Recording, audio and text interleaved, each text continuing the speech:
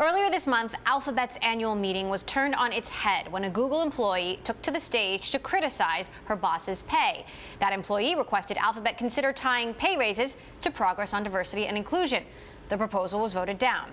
But sentiment has been growing internally that executives aren't doing enough to address workplace harassment, diversity, pay equity, and more.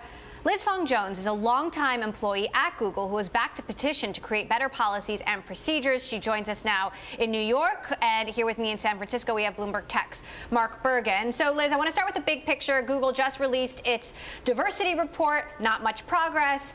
Black and Latina employees still make up 2 and 3% of the workforce, women 31%, but they do get some points for more transparency. They've given us more information about attrition.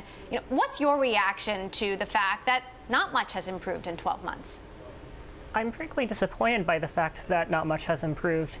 I think that there's a lot more that Alphabet's executives could do in order to improve diversity and inclusion. So, what do you think the problems are? Daniel Brown, Vice President and Chief Diversity Inclusion Officer at Google, said, when this report was released, we care deeply about improving workforce representation and creating an inclusive culture for everyone. While we're moving in the right direction, we are determined to accelerate progress. I mean, Google executives are often saying all the right things. It's true that they're saying the right things. However, the problem is that they're not doing the hard changes that need to happen within the company that would materially affect making changes to the way that they conduct their business. So you helped create a petition with coworker.org pushing for better workplace policies, an end to things like harassment. You've worked at Google for a really long time, and we don't often hear from employees while they're currently at a company. Why are you speaking up about this? We tried to fix the problems internally, but we reached a point where we realized that we couldn't solve this problem entirely on our own. That first of all, this is a systematic problem that affects not just Google, but all tech companies. And secondly, that we needed more leverage, that we needed to apply public pressure in order to get this problem of harassment and discrimination solved. So, go ahead. Mark, what do you make of the fact that Google employees are increasingly speaking out when we've never heard from them before? Yeah, I mean, like Liz said, it is something that's happening across the industry. Just yesterday, we saw Microsoft employees, over 100 employees, sign a petition to Satya Nadella, the CEO, about their work with ICE, with Immigration, Customs and Enforcement. So this is starting to spread a little bit. I think Google has certainly for a long time, and Liz can speak to this, had a lot of avenues where employees can air their grievances in weekly staff meetings. They have this culture of having this open debate and discussion. Yet there have been sort of issues where management has sort of refused to move. And now in this past year, there's been some really significant changes. The Project Maven, the military contract that Google had with the Pentagon, that was it's no longer being renewed in large part because of an employee protest movement. Liz, you've actually been active, on some of these Project Maven issues. Tell us what exactly you're doing and what you're hearing from your colleagues about this arrangement that Google has with the U.S. government. I'm constrained in what I can talk about with regard to information that my company would consider proprietary or sensitive. The primary issues that I'm talking about with the media relate to working conditions, things that materially affect employees' ability to be safe in their workplaces.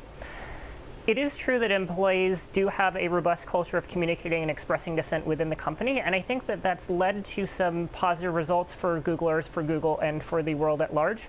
However, I can't really speak specifically about specific projects that Google may or may not have engaged in because I'm concerned about retaliation from my company.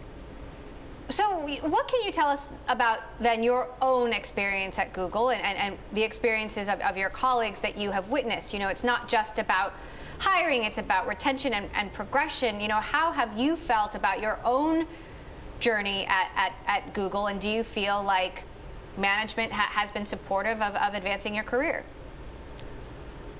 I think that I've been very lucky that I have a supportive management chain. I know that other people have been significantly less lucky, that they've had experiences where they've had hostile managers that refuse to advance their promotion and career prospects. I know of people who have been assigned the wrong level upon hire and had it take 2 or 3 years to be assigned the level that their peers with similar experiences have been assigned. And therefore, it's kind of a situation where a lot of people, myself included, had many microaggressions, right? Like situations where people talk over you in meetings, where people steal your ideas, right? But I think that it goes even beyond that at Google, where there are systematic problems with how the company assesses performance, how the company assigns levels to people. And I think that that really holds back minorities as far as how equitably they're treated with the company and what their career prospects are.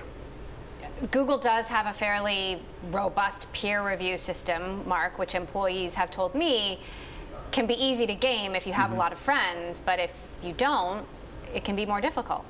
Yeah, I mean, I think we've heard that from a lot of employees, and Google's also in the management is in a difficult situation because at the same time they're facing lawsuits on the total opposite end from James Damore, the fired engineer, claiming that the company has sort of been discriminating against white males. And that's certainly, I think, that the idea is that Google here feels that they're at least between a rock and a hard place on these issues. I think to Liz's point, the company has been sort of a trailblazer around Silicon Valley, right? Everything from the way that they give out free food is something that all these companies have aspired. A lot of young startups and even larger companies look to Google to sort of set the path on HR, on company culture, on hiring.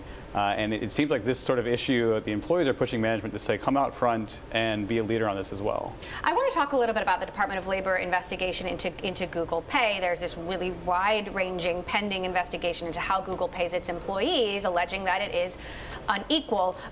Google has given us a statement saying that Googlers' experiences of things like compensation, performance ratings, and promotion should be based on what they do, not who they are. We conducted our first pay equity analyses in 2012 and completed the most recent ones in 2017. We looked for unexplained pay differences by gender and race and ethnicity and made upward pay adjustments where necessary before Googlers' 2018 compensation went into effect.